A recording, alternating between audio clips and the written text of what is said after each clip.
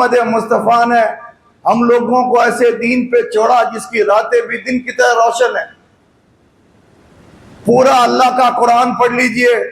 और मोहम्मद मुस्तफ़ा की सीरत तैयबा को पूरा उठा के देख लीजिए और दुनिया जहान के तमाम अहले बिदात को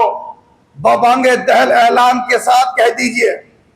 कि अल्लाह के पूरे कुरान अलहम्दो की अलिफ से वन्नास की सीन तक और 23 साला दौरे नबूवत और इससे भी आगे बढ़ के हुजूर पाक की पूरी 63 साला जिंदगी से और आगे आए खुलफाए अरबा जनाब सिद्दीक अकबर, फारूक आजम,